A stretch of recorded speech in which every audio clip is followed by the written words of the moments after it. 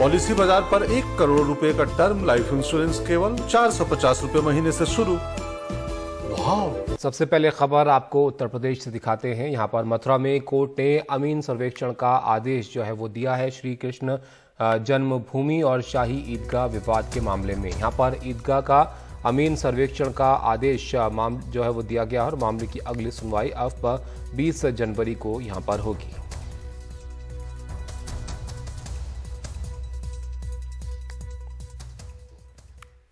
तो मथुरा का ये मामला था जिसमें कोर्ट ने जो है यहाँ पर अब सर्वेक्षण का आदेश दे दिया है। श्री कृष्ण जन्मभूमि और शाही ईदगाह विवाद का ये मामला था जो कि कोर्ट गया था और अब इस मामले में कोर्ट की तरफ से अमीन सर्वेक्षण का आदेश यहाँ पर दिया गया है। अब इस मामले की जो अगली सुनवाई है आगे वो 20 जनवरी को इस मामले में अब होनी है।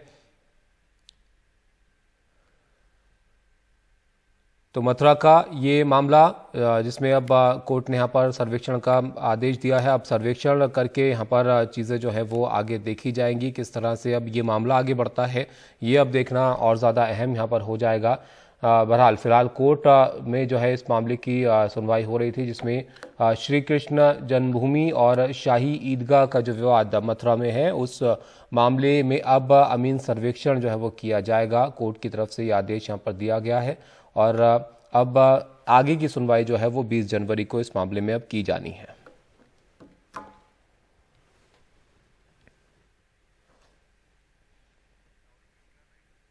सौरभ शुक्ला हमारे साथ जुड़ गए हैं। सौरभ, अब बताइए इसमें किस तरह से मामला आगे बढ़ा है और अब अमीन सर्वेक्षण यहां पर होगा तो किन बातों को अब देखा जाएगा?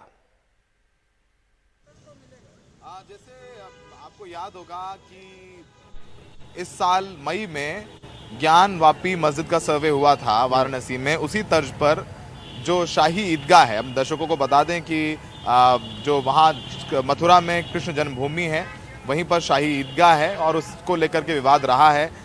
कई पिटिशंस कोर्ट में फाइल भी हो चुकी हैं, एक बार समझौता भी हो चुका है, लेकिन ये नई पिटिशन है। ये जो जानकारी हमें मिली है वो पिटिशन है वो फाइल की गई थी 8 दिसंबर को। दिल्ली के हिंदू सेना के विष्णु गुप्ता ने पिटीशन फाइल की थी। इस पर कल कोर्ट ने निर्णय दिया है कि जो कोर्ट का अमीन होता है, कोर्ट का एक सर्वेयर होता है, वो सर्वेक्षण करेगा शाही ईदगाह का, उसका सर्वे करेगा जा करके और 20 जनवरी तक अपनी सर्वेक्षण रिपोर्ट, जो अपनी सर्वे रिपोर्ट है वो कोर्ट को सबमिट करेगा और 3 दिन के अंदर जो रिस्पोंडेंट है, जिसमें जो ईदगाह कमेटी होगी, शाही ईदगाह कमेटी है, उसको भी नोटिस करके अपना जवाब दाखिल करने के लिए कहा गया है। ये जो सर्वे होगा वो 2 तारीख के बाद होगा। आपको बताएं कि उन अमीन से कहा गया है कि जो रिपोर्ट है वो अदालत में पेश की जाए।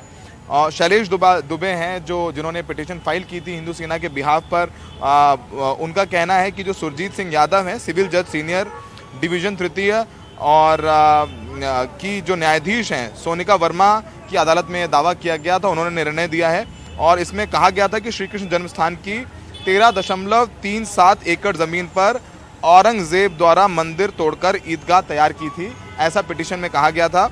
उन्होंने ये भी बताया कि भगवान श्री कृष्ण के जन्म को लेकर मंदिर बनने तक का पूरा इतिहास अदालत में पेश किया गया। जो पिटिशनर थे उन्होंने पेश किया और उन्होंने ये भी कहा कि 1968 में श्री कृष्ण जन्मस्थान सेवा संघ बनाम शाही ईदगाह के बीच हुए समझौते को भी उन्होंने अवैध बताया था। जैसे हमने बताया भी कई बार समझौता भी हो चुका है।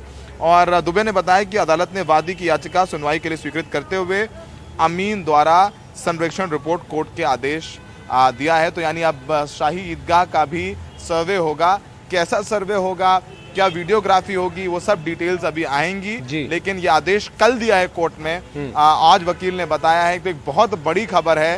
अब मथुरा जिस तरीके से वाराणसी सेंटर बन गया था, मथुरा सेंटर होगा और मथुरा को लेकर के भी अब चर्चा शुरू होगी और ये सर्वेक्षण होगा। इसका प्रारूप क्या होगा, क्योंकि इसमें जो आदेश है उसमें लिखा है कि मानचित्र यानी मैप भी कोर्ट में सबमिट करना होगा अमीन को सर्वेक्षण करने के बाद। तो काफी कुछ टेक्निकलिटीज हैं जिस पर हम नजर बनाए हुए हैं। जैसे ज्यादा जानकारी आती है हम अपने दर्शकों को वापस ये तमाम जानकारी के साथ वापस लौटेंगे और उनको वो जानकारियां बताएंगे। बिल्कुल सौरभ, बड़ी खबर है। आप जानकारी जुटाइएगा, आपके पास हम और लौटेंगे और अपडेट के लिए। तो यहाँ पर अब सर्वे जो है यहाँ पर कराया जाएगा मथुरा में, और उसके बाद अगली सुनवाई 20 जनवरी तय की गई है इसके लिए। अब देखना होगा किस तरह से सर्वे होता है और क्या बातें अब यहाँ पर निकल कर आती हैं।